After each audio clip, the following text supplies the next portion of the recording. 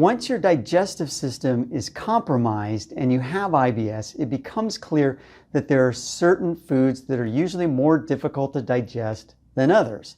These are the foods that are more likely to trigger an IBS attack. What foods trigger IBS attacks? Everyone who gets IBS attacks wants to know what foods trigger IBS attacks. And if this happens to you, then you know that when you eat is usually when you start to have a problem. So you may even avoid eating, right? If you've already looked up anything on the subject of foods that trigger IBS attacks, then you know the foods that most people tell you to avoid.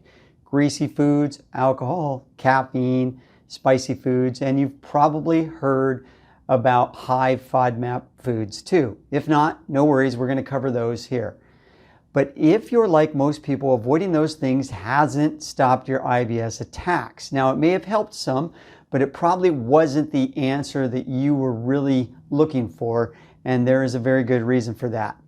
Now, once your digestive system is compromised and you have IBS, it becomes clear that there are certain foods that are usually more difficult to digest than others. These are the foods that are more likely to trigger an IBS attack. These are the greasy foods, the alcohol, the caffeine, the spicy foods, the heavy proteins, the raw foods, and the high FODMAP foods. So if you cut them out, you might feel better. But those foods weren't the things that caused your IBS in the first place. They are only irritating an already irritated digestive tract. And avoiding them may help, but it's not going to solve your IBS. Now, why are those foods so problematic? Let's examine raw foods like salads and nuts first. These foods require a lot of energy to break down, right? You have to chew them really well, and even then, they require a lot more work to digest than, say, for example, processed food.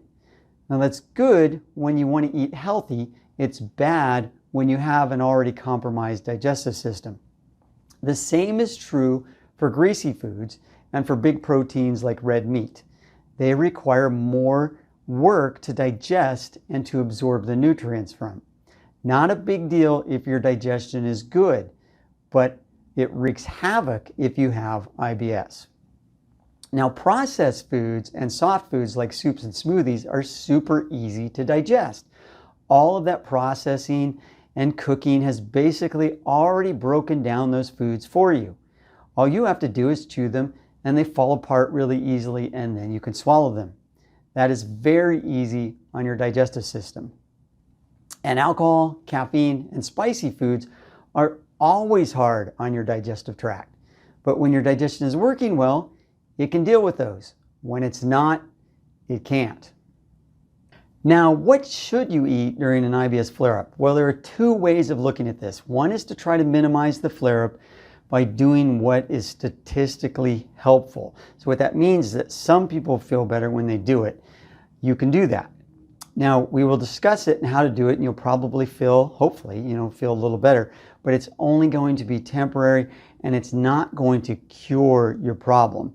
The other way you can approach this is to figure out what foods to eat that exactly are causing your IBS in the first place, right? Or what foods not to eat in that case.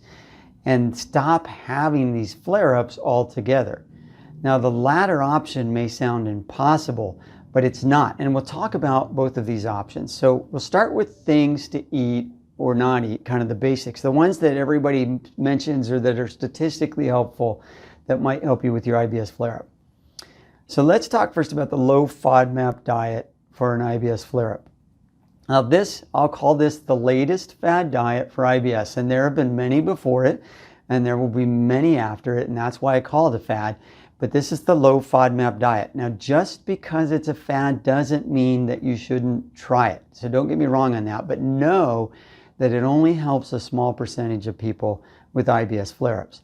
Now, FODMAP is an acronym for this, for fermentable oligosaccharides, disaccharides, monosaccharides, and polyols, which are short-chain carbohydrates. Now, this is a really fancy way of saying that there are different types of carbohydrate molecules in foods. Easy for me to say, right? Some of which you may have a problem digesting. Now, some foods have more of these molecules than others. The foods that you need to avoid during a low FODMAP diet include the following. Include wheat, and that's also pasta, right? Because it's made from wheat. Includes milk, yogurt, soft cheeses, soy milk, coconut milk, apples, pears, garlic, onions, mushrooms, beans, and anything with high fructose corn syrup in it. Those are the foods that you need to avoid during a low FODMAP diet. Now, the foods that you can eat that are low in FODMAPs include the following: beef, chicken, pork, turkey, fish, egg, tofu, corn, oats, rice, potato, quinoa, sourdough bread, unripe bananas, oranges, grapes, lettuce, carrots, broccoli, cucumber, spinach, tomato, lactose-free ice cream, wine, beer, spirits, coffee, and sucrose-sweetened things. Hey, I didn't create the low FODMAP diet, somebody else did, but those are the things that are okay on the low FODMAP diet. Now, these lists aren't conclusive, but they're a really good start and hit most of the highlights of the low FODMAP diet. Now, what is the best diet for an IBS flare-up? Now, in our experience, the best way to approach any discussion of foods that trigger an IBS attack is not focusing on whether or not they are high or low FODMAP foods. It's to divide them into foods that cause digestive problems, or I should say commonly cause digestive problems, and foods that are more difficult to digest when you have an IBS flare-up. Now, the goal here, when you have an IBS flare-up, the goal is to give your digestive system a mini vacation so that it can relax and heal, right? You don't want to challenge it with anything that's going to cause it to work hard or cause stress on your digestive system. So you can go easy on your digestive tract by keeping any food intake very simple and very soft. So you want everything you eat to be either really well cooked and or already broken down. So for example, all of your food, for the most part, should be in the form of a smoothie or a soup, right? No digestive work required for those. You don't even really have to chew. So don't eat any of the following things, however, when you have an IBS flare-up. Don't eat any raw foods like salads. Don't eat fruit with skins like apples. Don't eat nuts, right? Because it takes a lot of work to break down nuts. Don't eat fatty or greasy foods. They're always hard on the digestive tract. Something like steak, don't eat that. And don't eat whole grains, right? And don't eat brown rice. So don't try to eat really healthy food because it's going to backfire and you're going to feel terrible. It doesn't work well when you have a really irritated digestive tract. Also, don't eat sugar or caffeine, spicy food, or alcohol, because those things, like we already discussed, are going to irritate an already irritated digestive tract. Well, we discussed all of them except for sugar. That one is another problem. But yeah, you heard about the caffeine and the alcohol and the spicy food. And then there are these two things that are common causes of digestive problems. They're not necessarily irritants, but just causes, so they're worth cutting out for now, and that's dairy and gluten. So I highly recommend that, is cutting those two things out when you have an IBS flare-up. Now, what are the foods that can help an IBS flare-up? So up to this point, right, we've been primarily discussing things to avoid that can trigger an IBS flare-up and not really focusing so much on foods to eat other than stuff that's soft. So here we're going to switch gears and focus really more on what to eat during an IBS attack. So what you can eat is virtually everything else not on our list above that we just discussed, as long as it's well cooked and it's cut into really small pieces, or even better, it's made into a soup or a smoothie, because this is all going to make it a lot easier to digest. And that's what you want, is you want foods that are basically already broken down, like we said, so that your digestive system can go on that well-deserved vacation that it needs in order to recover right from all the stress that it's been under. So, of course, do eat smoothies, but not super sweet ones. Go easy on the fruit, too, on that, even though it's natural. Still can be too much. Soups, because they're great, because they've just pre-broken down the food, especially the longer you let the soup cook. Cooked vegetables. And these are vegetables kind of overcooked, right? We're not just lightly cooking them like you would when you want them just steamed a little bit and healthier, because we don't want them crunchy, we want them soft.